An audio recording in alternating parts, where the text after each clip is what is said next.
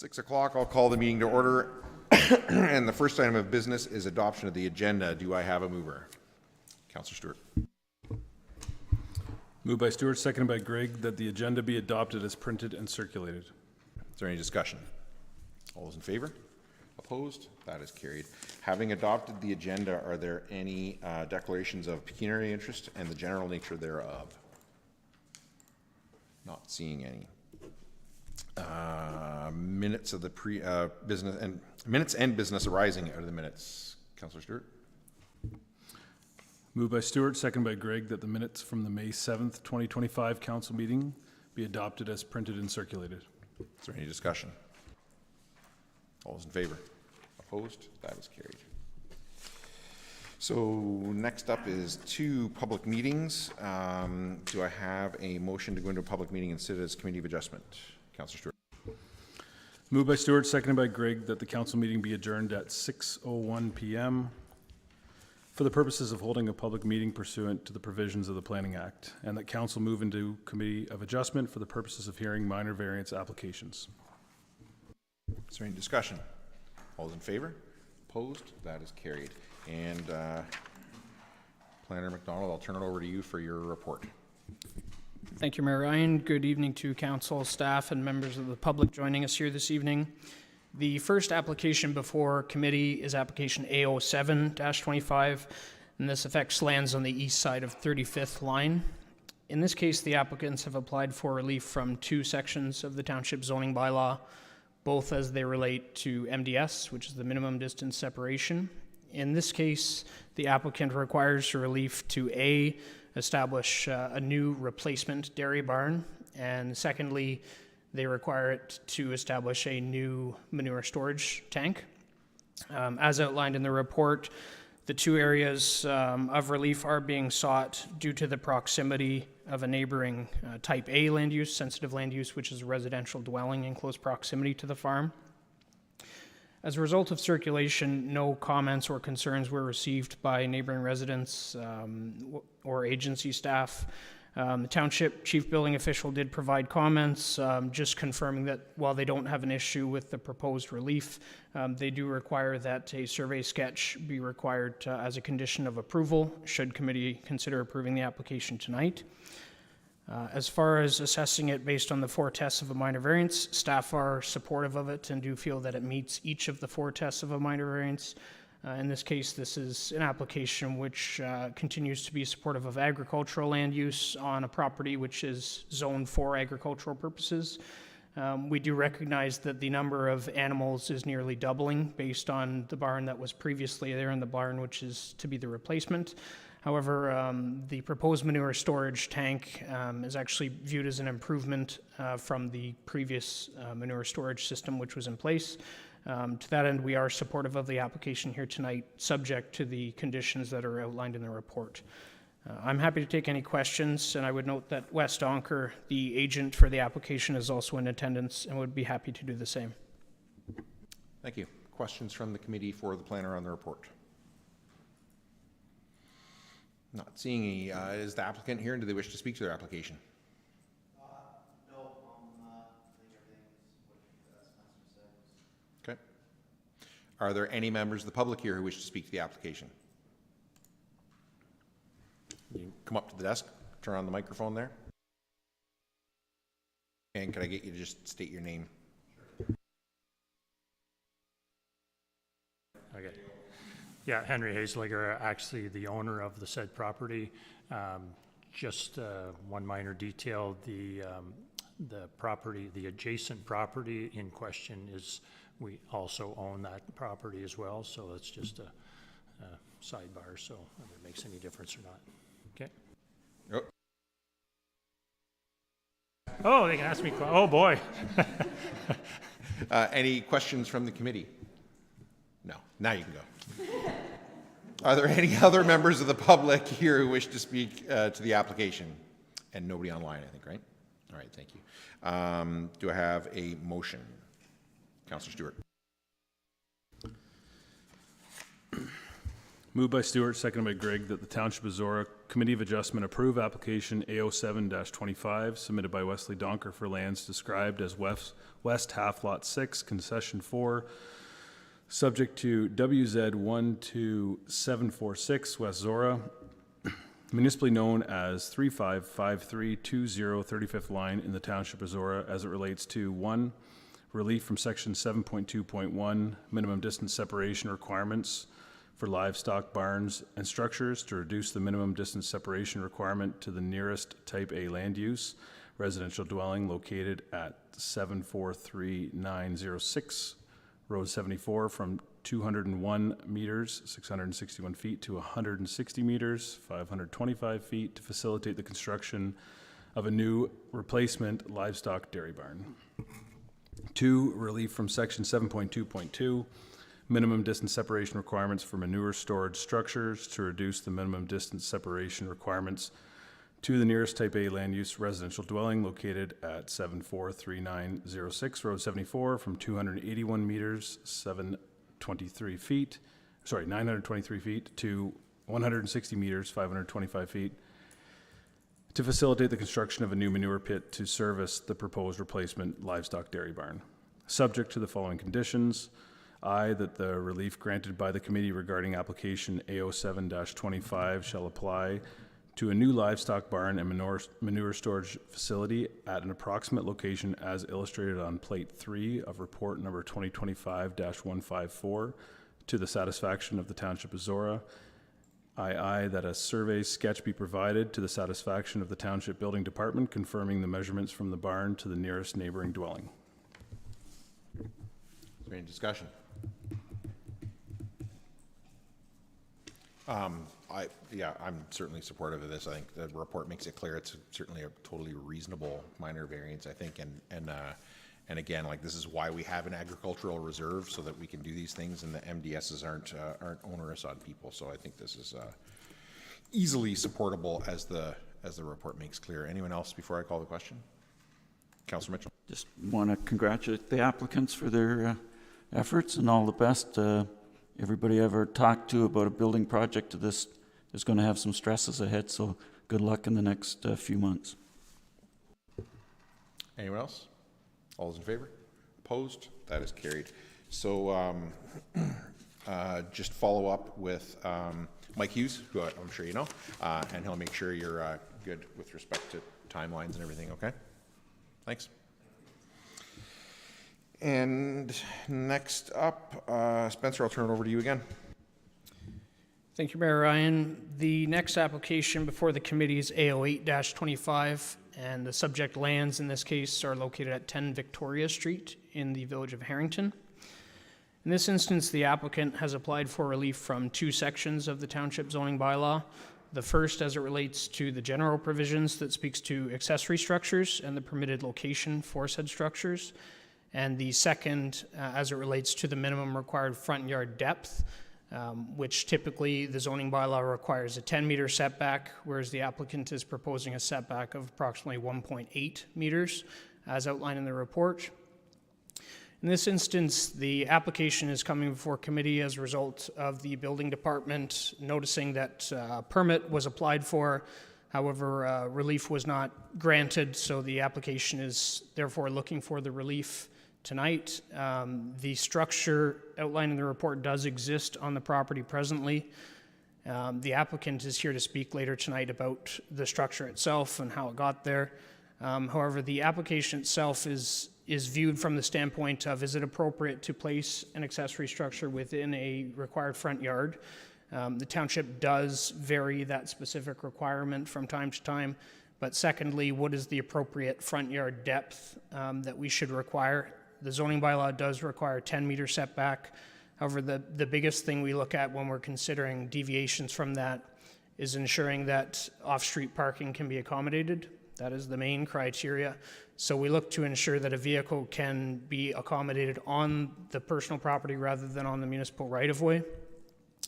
In this case, and as outlined in the report, there were comments received from Public Works staff just indicating that there have been issues with winter road maintenance in particular and vehicles being parked on the municipal right-of-way. Although the plate shows the approximate location of the structure, it is just noted that that structure that is there now is approximately 6 feet off of that front property line fronting Victoria Street, and therefore it'd make it very difficult to accommodate a vehicle wholly on the property rather than encroaching onto the municipal right-of-way. So that is an area of concern I would highlight for the committee, as noted by township staff. Further, as a result of circulation, there was one phone call received by a neighboring resident just echoing the concerns of Public Works, namely with respect to vehicles parking on the road allowance rather than on the property itself. Again, the applicant may wish to speak to that tonight. Staff generally are not supportive of this application tonight. As mentioned, we do vary that front yard depth from time to time as situations come up. However, we do not feel that a setback of less than 2 meters is sufficient in this case. We do feel that there are appropriate locations on the site that the existing structure could be relocated to. And it is identified, comment received from building department staff that the minimum that they would be accepting of for front yard relief would be 5.5 meters, which is 23 feet. And the main reason for that, again, being that 23 feet is sufficient to park, for example, a pickup truck on the property rather than encroaching onto the road allowance. Happy to answer any questions that the committee may have. The owner of the property is also available to do the same. Thank you. Thank you. Questions for the planner from the committee on the report? Councillor Mitchell. Spencer, you said this building accessory structure was put up without a permit. Who did that? Was it the applicant or was it a previous owner that built this structure? Through the chair to Councillor Mitchell's question, the owner who is here tonight purchased and placed the structure where it is recently. And if we were to deny the application, would the building have to be torn down? Or you mentioned about relocating. Is the building of a type that can be picked up and moved, or is it something that would have to be dismantled? Through the chair to the question, the building itself, I can't speak to how it could be dismantled or moved, but should the application not be supported by the committee, it would have to either comply with the zoning bylaw, which requires 10 meters for front yard setback, or the applicant would have to remove the structure. So either comply or remove it, or as the report outlines, and should committee wish to consider this as an alternative, the building department and township public works staff, as well as planning staff, would be supportive of a reduced setback of 5.5 meters, the 23 feet, because again, the biggest issue, the biggest problem associated with this application is not so much the location being in a front yard, but being within that 10-meter setback. 5.5 meters we do feel would be reasonable. The applicant could explore alternate locations as well, but at this time the application makes it clear that the structure is there and it does not comply, so it's before committee for your consideration. Any other questions for the planner on the report? Does the applicant wish to speak to their application? Sure. You know, come on up, push the button, it'll turn red, and then you can have your say.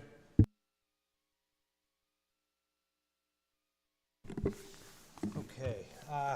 First of all, I'm Jake. Second of all, it's worth noting, completely ignorant to these processes and how they work. Quick background how we ended up here. I kind of came across the opportunity to purchase a complete building, and I had about 24 hours to get it out of where it was. So I jumped on Google and Googled around, and the setbacks that I found, I did not realize this was considered the front of my house, because the other side of my house is actually closer to the street and has the front door on it. So I did all of that research, established, okay, that's not too bad. I'm 35 feet from the road on what I thought was my back or side yard.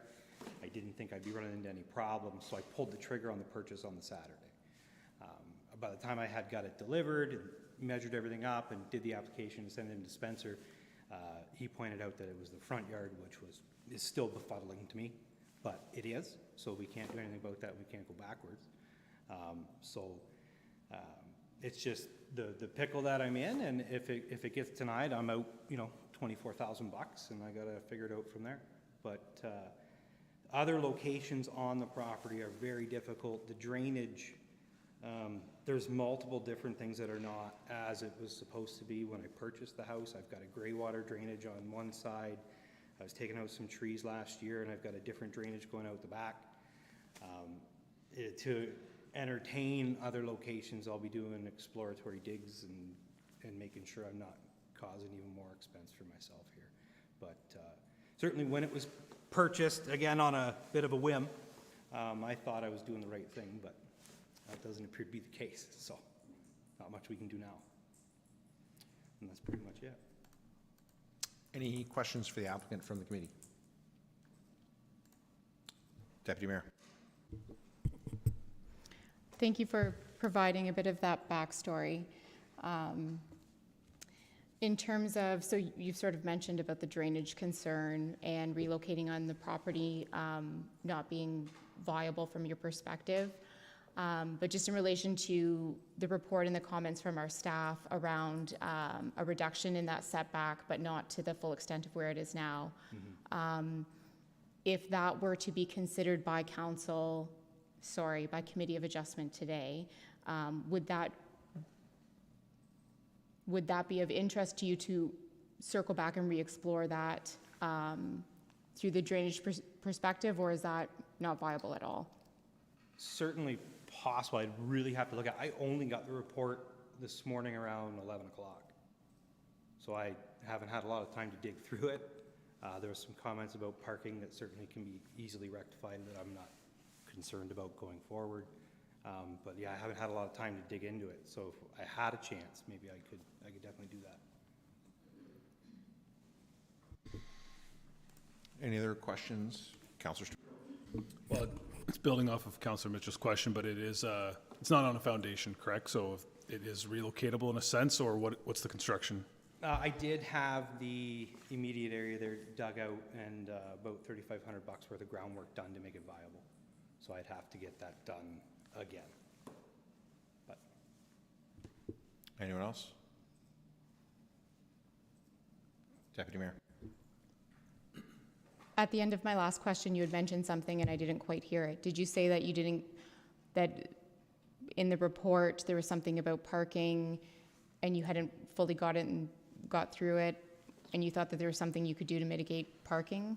yeah, so the one concern that they raised was where we're parking the one vehicle, being that it's on the road allowance. And certainly the first I'd heard of the complaint, so I can easily take care of that problem pretty quick. So the parking, I don't believe, would be an issue going forward if it was to remain where it currently is. I could certainly comply with all the requirements there. Like, just to clarify, like with the existing driveway, or do you mean applying to No, the relocate a driveway? Existing driveway. Okay. Anyone else? All right, thanks. Thanks, guys. Does it make any sense to defer so that I can review a different location? It'll be up to council. They know that you're open to that, so it'll be up to, the committee.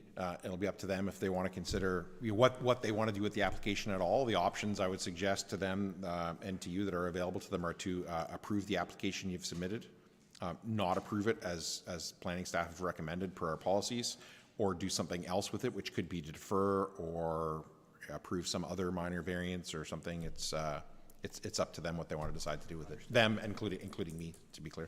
Understood. Yeah. Okay. Are there any members of the public here in person or online who wish to speak to the application? Not seeing any. Do I have a motion to deal with this? In a minute.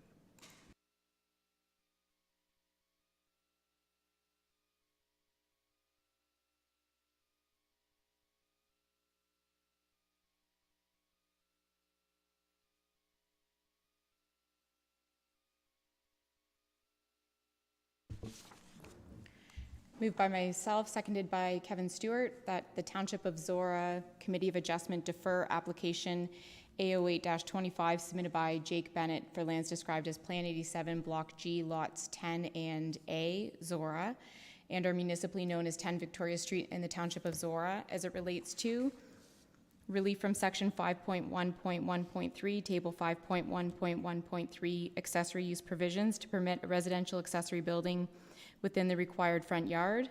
2, relief from section 11.2, table 11.2, zone provisions to permit a reduced front yard depth of 1.8 meters, whereas 10 meters are required, to facilitate the legalization of an existing accessory structure within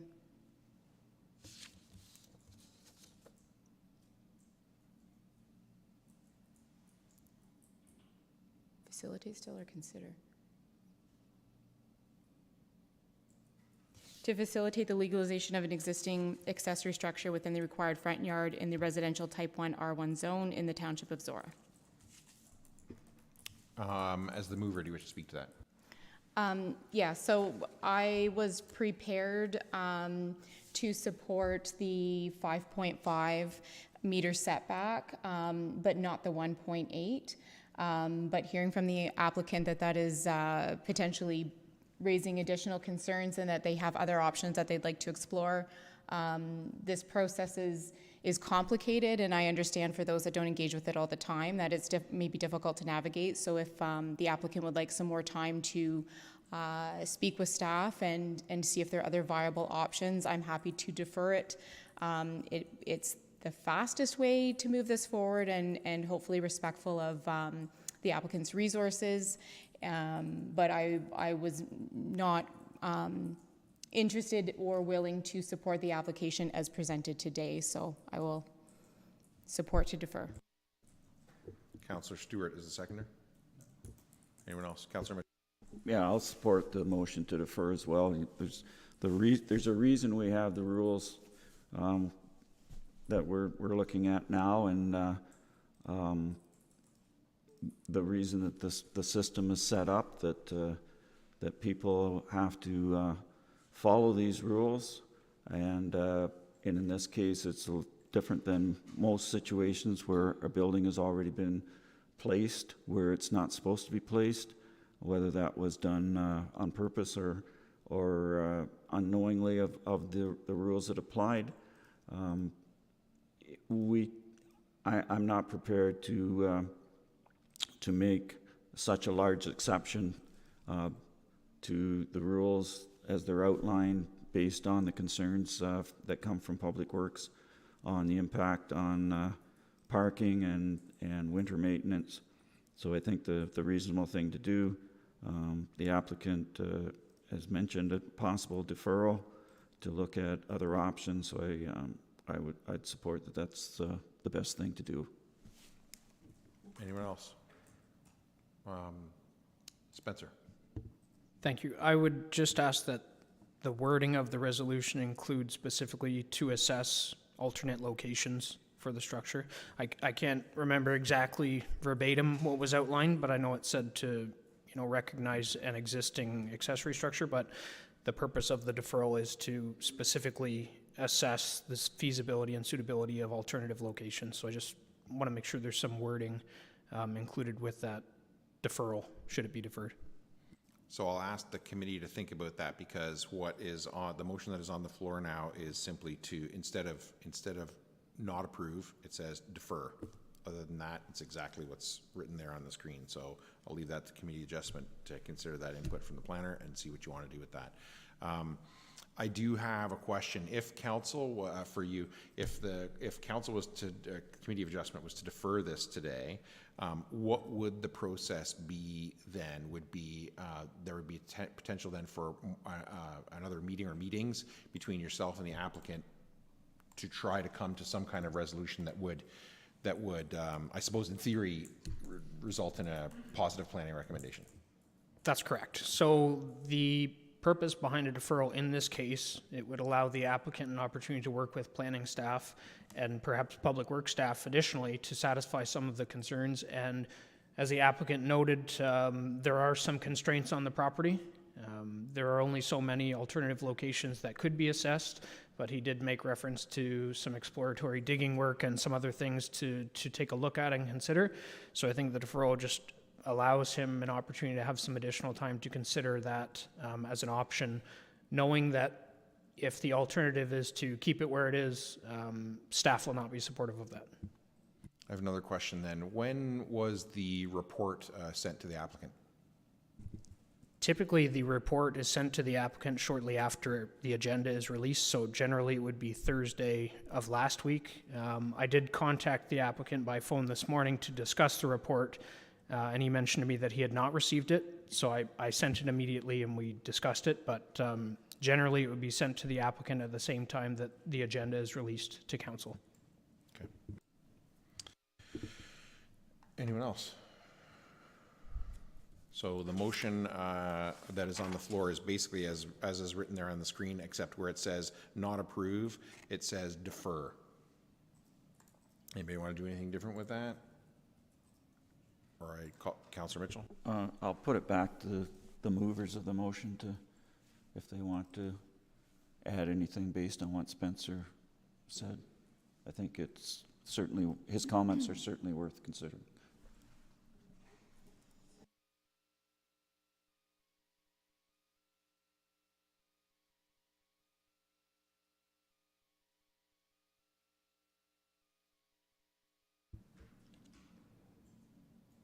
So I would like it I in would- writing I would motion move- and- Yeah, I would move an amendment to the motion that's on the floor. Okay. And if you just give me a minute Yep. to write I want to take the pressure out of this. Let's take 5, write it out, confer with the planner. Let's get it right. It's a planning application. It's somebody's property. I don't want to rush or bend anything here. So let's take 5 minutes.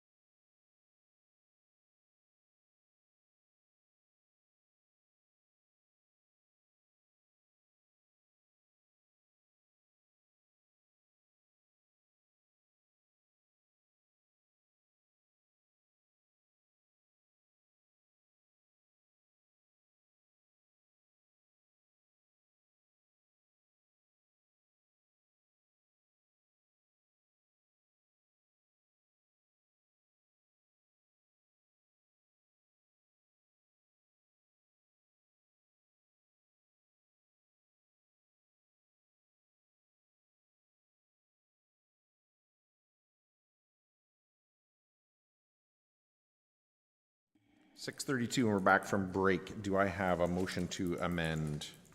Deputy Mayor. Moved by myself, seconded by Councillor Stewart, to include, and the purpose of the deferral is to allow the applicant to work with staff to explore alternate locations on the subject property. Is there any discussion? Just happy to put this forward to provide clarification at the recommendation of the planner. Anyone else? So all those in favor of the amendment? Opposed? That is carried.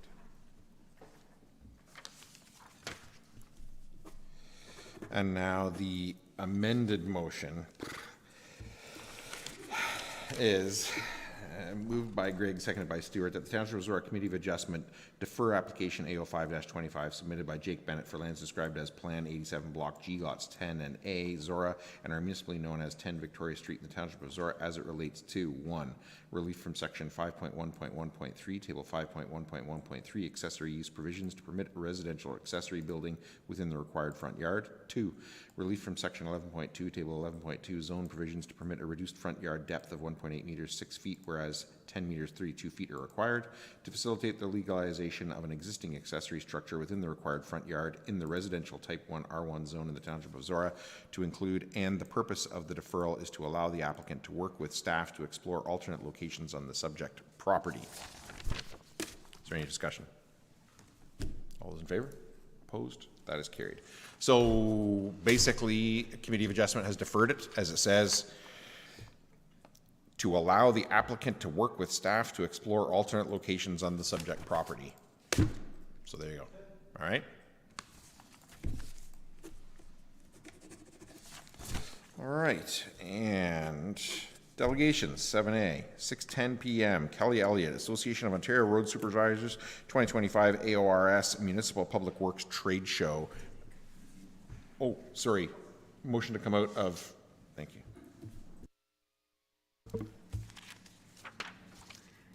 Moved by myself, seconded by Councillor Stewart, that council move out of the Committee of Adjustment and pursuant to the Planning Act, that the public meeting be adjourned at 6:34 p.m. and the regular meeting of council be called back to order. Is there any discussion? All's in favor? Opposed? That is carried. Kelly Elliott. Thank you. Thank you, and through Mayor Ryan to council, staff, and guests. I'm excited to be here on behalf of AORS, the Association of Ontario Road Supervisors, as well as the Oxford County Road Supervisors Association, to talk to you about the 2025 Municipal Public Works Trade Show, which is happening in a couple weeks, June 4th and 5th, at the Woodstock Fairgrounds. So for those of you not familiar with AORS, so we are a provincial association. We represent municipal public works professionals from across the province. Our main focus is education and training for your staff. However, we also do a lot of advocacy on behalf of municipalities and networking events. And of course, we put on two what we call premier events throughout the year. One being our provincial rodeo, which is where we gather the best municipal equipment operators from across the province and crown the driver of the year. And then as well as our trade show. We have over 2,000 members across the province with 34 local associations, including here in Oxford County. So the trade show, we have over 200 exhibitors from across Ontario and Canada, and I actually just booked a vendor from Australia last year, so we now have vendors from across the world coming to Oxford County, and we're expecting over 2,000 visitors over the course of 2 days at the trade show. Local hotels are sold out. Restaurants and businesses are going to definitely see some increased business, not just in the city of Woodstock, but across Oxford County as a whole. We did, for the first time, we partnered with Rogers Sports and Media, and we have been advertising the trade show as well as Oxford County across City TV, Breakfast Television, Sportsnet, as well as some local radio stations. One thing I do want to highlight is, as much as we call this a municipal public works trade show, our vendors and suppliers are there and represent the construction, drainage industry, as well as the agricultural sector. So everyone can benefit from the trade show. It is free to attend, so you're welcome to come in anytime during those 2 days and visit the trade show. One of the key advocacy pieces we've been doing at AORS over the past few years is what we call Why Public Works, and it is promoting municipal public works careers to secondary school students. And really what I often say is, as we promote skilled trades, we often push them kind of into the private sector when here in our municipalities we're hiring those skilled trades and we need them for our communities. And so we have put Why Public Works into the trade show, where we've invited secondary school teachers as a class trip to come to the trade show. They get a presentation on what a career in municipal public works looks like. They hear from some of your local staff on how they got started, how you get your foot in the door, and then they're welcome to go out and visit with our suppliers. I do have 200 students already signed up to attend the trade show, so we're excited to have that opportunity to promote careers in Oxford County to secondary school students. And just through generous sponsorships, we are able to provide the students with lunch as well as cover bus transportation, so it is free for them to attend. Through the trade show, we also put on the Ross Mackenzie Memorial Golf Tournament. It's being held on the Tuesday. This is a special event as it is the 30th anniversary of the golf tournament. The very first one was actually held in Oxford County, so we do have some special guests joining us and some special things organized. There's 144 golfers, and as much as my presentation says you're welcome to golf with us, golf is now full, so you missed your chance. So yes, we do welcome all of you to attend. And one thing I did want to give a shout out, as much as your motto is doing your part, I do want to give a shout out to your staff, Steve Oliver and Derek Collins, who have been an integral part of planning this and the success of this. So I do want to acknowledge that. Thank you. Questions for the delegation from council?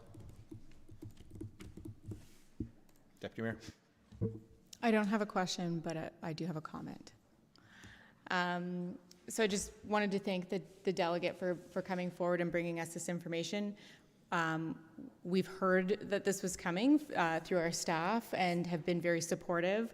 But I think coming and presenting further to council and therefore to the public is really helpful in sort of spreading that awareness and having it known that it's not just for municipal staff to attend, but it is open to the public. Could be a great way to spend a bit of time and learn something. But I think that the thing that really stands out to me is the Why Public Works piece, which I think is why I'm so excited that this message is getting the level of attention that it is. When I speak with young people, there's lots of conversations around, do I want to go this path or that path? And when we think about the trades and the skilled trades, I think there's still a very narrow scope in terms of what our youth are thinking of in terms of career opportunities. And absolutely, they drive into the private sector. But we have incredible young people in our communities who are looking forward to what they're going to do next in their lives. And so I'm really excited knowing that 200 students here in Oxford County are going to get an opportunity to learn more about what that work looks like, and that as they're making their post-secondary decisions, that this is something that may never have been on their radar. If they didn't have a personal connection, they don't really think about who's taking care of their roads and driving that really cool big equipment. And so, normally we engage with very young people who like to sort of check it out from that sort of touch a truck perspective, and now we're engaging with that really important youth sector, and hopefully will entice some of them to consider coming in and working in that sector, and hopefully in Zorra Township. Anyone else? I have certainly put it in my calendar. I will make every effort to attend one of the days at least. Mm-hmm. And really happy that Zorra Township can be participating and apparently actively supporting the trade show happening. So thanks very much. Thank you.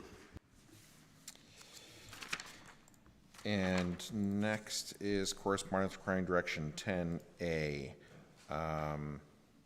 Any questions before I ask for a motion?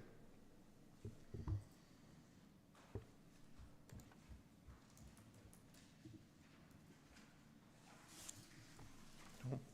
Anybody have a motion? Deputy Mayor.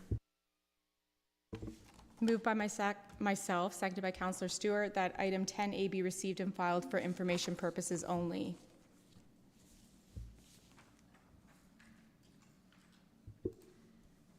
Any discussion? Yes, at a very recent meeting, spoke to some upcoming advocacy work that I think is necessary on behalf of Zorra, and something that I was interested in relation to some of those delivery charges for the net metering of our ZMF. So it may be a bit of a surprise that I'm not suggesting that we make a recommendation for this conference. Having given it a bit more time and thought, I think that there's a little bit more learning for us on that topic before we move forward in terms of advocacy. So there may be something coming up in Roma or at a future conference, but when we are learning about things that are impacting us negatively, it's a great opportunity to take that conversation to our provincial partners. But upon further reflection, I don't believe we're quite there with that one yet. And outside of that, there wasn't anything else that I thought we should be requesting based on where we are with our strategic plan and any other initiatives that we've got on the go. Anyone else? I would just say to council that we got correspondence a while ago, or there was, I think it was on here as information, a letter that I signed as both mayor and warden with mayors of Southwest Oxford and Ingersoll about the landfill legislation. And the county and Ingersoll and SWOX are considering doing some form of delegation, joint or otherwise. So I may be involved in that in my role as warden. And I think with the resolution that we passed, I think I would be, if they do that, whether we request the delegation or not, I think I would be participating in that as the mayor as well. Just say that so that everybody is informed. But I think this is reasonable. It's kind of weird for us not to request a delegation of any kind, but the more I thought through it, there weren't any that I thought we would actually be effective at this time. So, anybody else? All those in favor? Opposed? That is carried. And 12, information items. Ingersoll Council resolution regarding speeding, distracted driving, and impaired driving. Do I have a mover? Councillor Finch. Moved by Finch, seconded by Mitchell, that item 12A be received and filed for information purposes only. Is there any discussion? All those in favor? Opposed? That is carried. Unfinished business. Notice of motion regarding living wage, moved by Councillor Finch. And I'm not sure, I don't have it here, but I'm assuming you have a seconder for this. Go for it. Moved by Finch, seconded by Gregg, whereas a living wage is hourly wage an individual needs to earn to afford basic expenses and participate in their community. And whereas, for example, the Ontario Living Wage Network has calculated the 2024 living wage for London, Elgin, and Oxford was $19.50 an hour. And whereas Zorra Township has seen the effects of affordability on residents, including our own employees, and whereas one of the main contributors to affordability is a person's ability to afford the increased costs of goods and services, and whereas all Oxford municipalities have committed to the Safe and Well Oxford Community Safety and Wellbeing Plan, which prioritizes social development and risk prevention and mitigation strategies with the focus on causes. By proactively implementing evidence-based situational measures, policies, or programs to reduce priority risks to community safety and well-being, we can provide outcomes and reduce crime, victimization, and harm. And whereas Southwestern Public Health has identified a living wage as a tool to address social determinants of health and as a result becoming a living wage employer. Therefore, be it resolved that staff return a report on the feasibility and budget and tax implications of Zorra Township becoming a living wage employer. As the mover, do you wish to speak to that?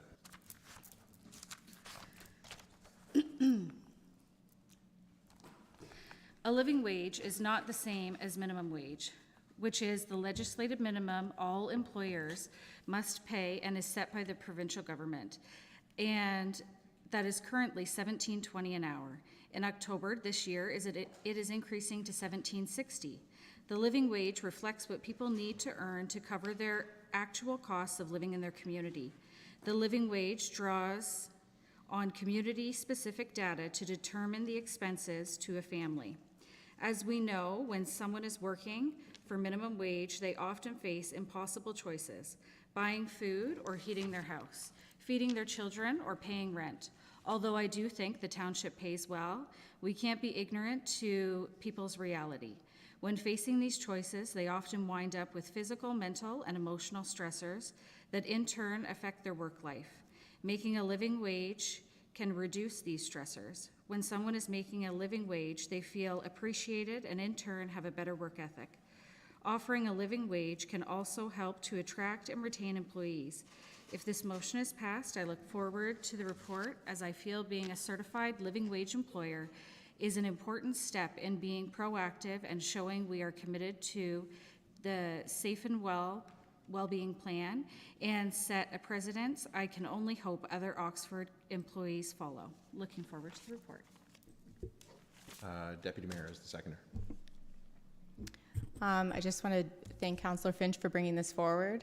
I'm very interested in having this conversation, but I think the report is what I'm looking forward to most. I think topics like this can be challenging to navigate, and so I will wait for the structure from staff and what information comes forward, and am happy to explore this here in Zorra.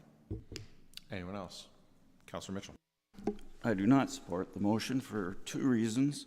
The first one being is that living wage is a feel-good thing in theory, but in reality, it has some unintended consequences.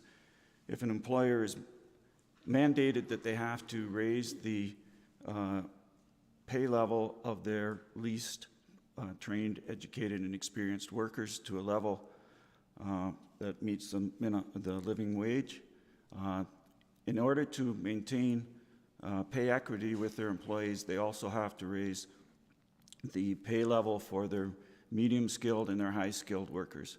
If they do that, their cost of production for their product or service is increased to the point where they could become uncompetitive, and they're left with three options. They can cease to make that product or provide that service. They can increase their price to cover the increased cost of production, which will make them uncompetitive, whether that's internationally or locally, and could or will eventually lead to option number one. And the third option is what occurs quite often, is that the minimum wage jobs, the lowest wage jobs, will be eliminated and replaced by machines. And so as a concept, I'm not in favor of the living wage concept. But more to the point, I don't see why we need a report, because Zorra Township already is a living wage employer. Our employees are paid based on a salary grid that was approved by a previous council on a report from an outside consultant who compared our salary structure with neighboring and comparable municipalities. There are 10 categories in the grid. The job rate, which ranges from $29.47 to $75.68 an hour. The base rate for new hires is at 81.52% of job rate. And over 5 years, employees, if they pass their capabilities and pass the reviews, get an average of about 3.6% annual increase in their salaries until they get to job rate. And that's why every year our labor costs go up more than our cost of living increase, because we always have employees who are working their way up the grid. The CAO also has the possibility, if there's an exceptional applicant come forward who has extra abilities or experience, they can be placed anywhere in that grid. The base rate, at 81.52% for the 10 categories, ranges from $24.02 to $61.70 an hour. All those numbers are well above the living wage rate that was quoted. In addition to that, our employees have a lot of excellent working conditions, and we have worked hard to provide them. Working for the township has tremendous job security. We're not going to close our factory. We're not going to go broke. We're not going to move to another jurisdiction. Our employees qualify, and the township contributes to AORS pension, one of the best pensions around, and we've seen a number of our employees retire in their mid-50s. All our employees have preferred access to childcare in the new facilities attached to this building. With one or two exceptions, the people that work in this building work a 35-hour work week with the option of a 4-day work week. All of those are better than the standards of most jobs. And many of our workers work in new state-of-the-art buildings, the Zorra Maintenance Facility, the Zorra Municipal Center, and I would include the Thamesford Fire Hall in that. And our other facilities may not be new and fancy, but they're well maintained and taken care of. There's a secondary grid which applies, salary grid, which applies to the camp and pool staff. The job rate for that is $18.50 to $23.74, and the starting rate is $17.20 to $21.01. Now that grid is only 3 years to get from starting to the job rate. But I would point out that the people that work in our pools and our camps are young people that are not only earning some money, but they're using that work experience to enhance their resumes, to carry on whether they go into recreation or some other careers further down. The question is, if some of those numbers are under the living wage rate, question is, if we are going to put them up to the living wage rate, who pays? Do we increase the cost for families to enroll into the camps or to use the pool, or does the taxpayer subsidize that extra cost? So I don't understand why when we would use staff resources to produce a report, to recommend one way or another to do something that we are already doing. So I'm not going to support this motion. Anyone else? Councillor Stewart. Yeah, I'll support the motion from the sense that I want to see the report, and I don't think it's going to be too, at least I hope it's not going to be too difficult for staff to prepare that report. I do want to thank Councillor Finch for bringing it forward, but I also agree with some of the points that Councillor Mitchell's saying as well. And I think, you know, if nothing else, the report itself might be a way to highlight the way that we do compensate and treat our staff here at the municipality. The other thing I'm struggling with is that a network that is not part of a government body, and I'm not really sure what their association with is with the provincial government, is setting these rates based on their own analysis and whatever. And it's a bit of a struggle because I'm sure there is some validity. I just popped open their website as I'm listening to this report too to further research it as well. And there's varying rates across the province, and that rings true. There's more expenses living in GTA, for example, than it is. We're actually one of the lowest living wages as posted on their website. So that speaks to some of the challenges I would assume on a provincial level of mandating a minimum wage too.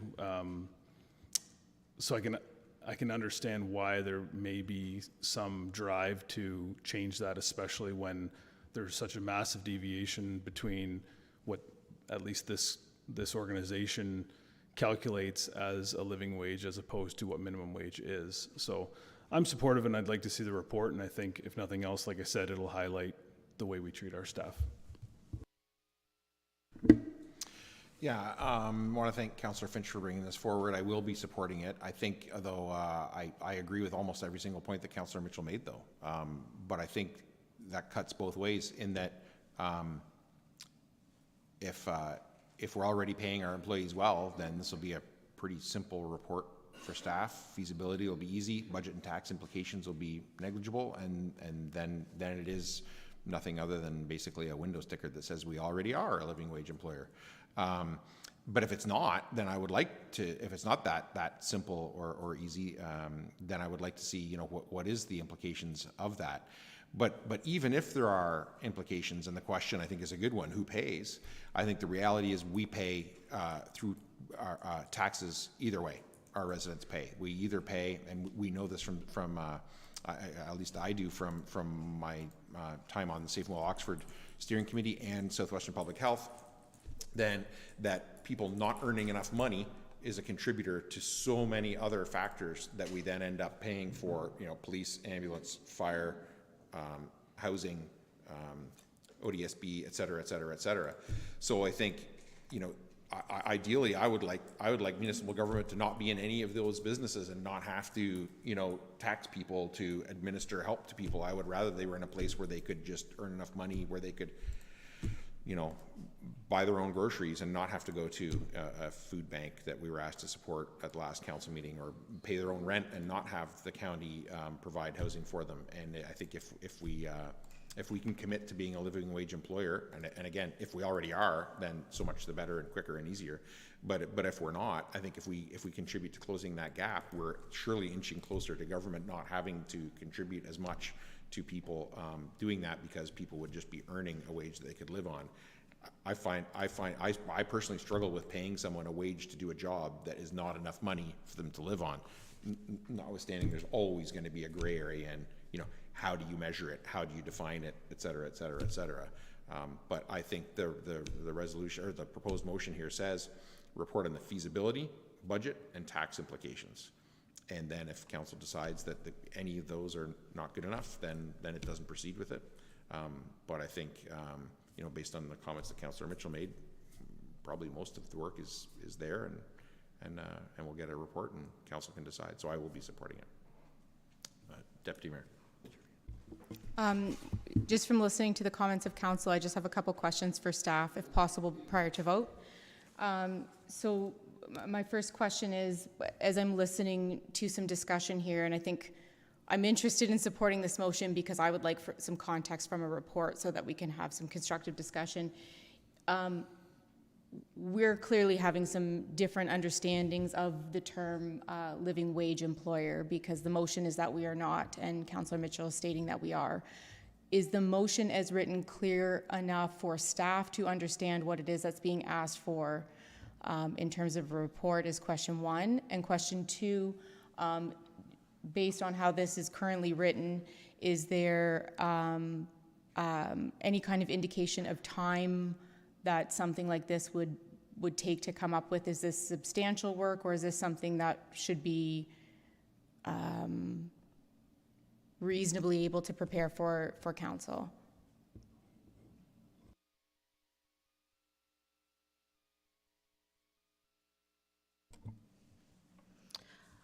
I'm not expecting that there'll be a lot of time invested in this report. There'll be background information that we'll provide based on the Ontario Living Wage as a description, so that council is aware of how it's calculated. So we'll give you some of that background. On the tax implications, I agree, based on our grid, there should not be very, if any, kind of tax implication for the township. So I don't expect a lot of work that will be involved with this report. And I don't see a problem with the motion that stands, and we should be able to provide council with the information they're looking for. I think we're all generally agreed that based on the numbers that I quoted, we are a living wage employer. So although it would be minimal amount of staff time to prepare this report, I am consistent with my positions that I've always had, that I don't like using staff resources on symbolic gestures. And if we all agree that we're already above that $19.50 an hour, the numbers say we are, then that's all this really is a symbolic gesture. So that's why I will not support it. Anyone else? I think, I mean, I think symbols matter sometimes, but I think it's also not simply a symbolic gesture, because I think it's policy. And we implement policy all the time for things that we're already doing, and then we codify that in policy so that it continues to happen. So to me, this would be a policy commitment of the municipality that you know, even though today we may, let's assume for the sake of argument, that today we meet that threshold, this would be a policy commitment by the municipality that we would continue to meet that threshold in the future. So to me, there's value in both whether it's symbolic or a policy choice, that from now on we would not pay someone less than a living wage if council so decided when we got the report on the feasibility, budget, and tax implications. So I would still support it as is. Anyone else before I call the question? All's in favor? Opposed? That is carried. And next is items of community interest and the calendar. Councillor Finch.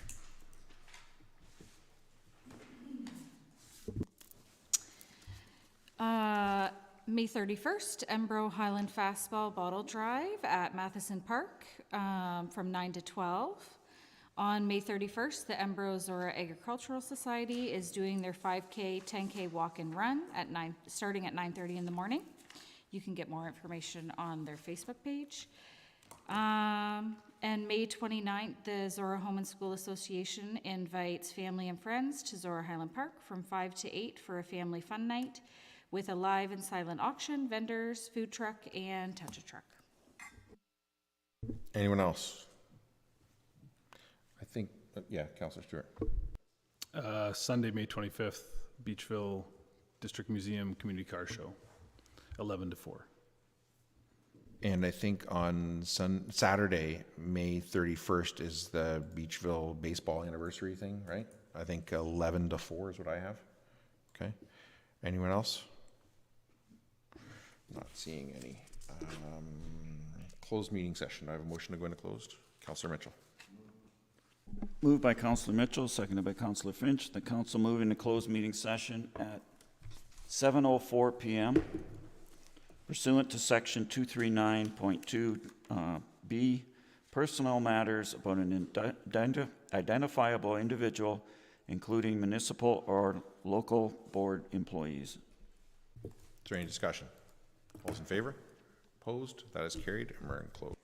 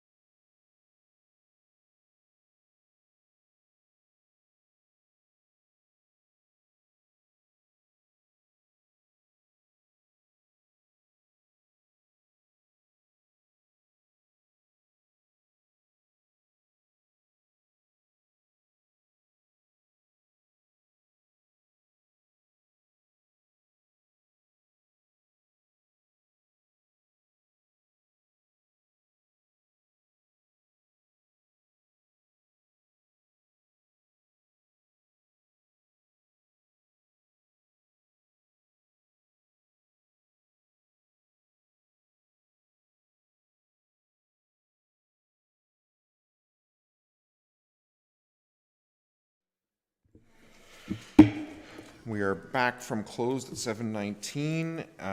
No issues to deal with from closed session, so confirmatory bylaw. Do I have a motion? Councillor Mitchell.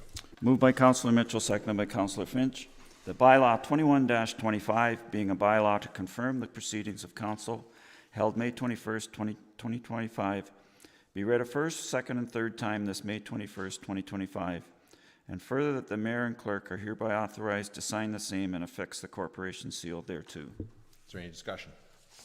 All's in favor? Opposed? That is carried. And a motion to adjourn?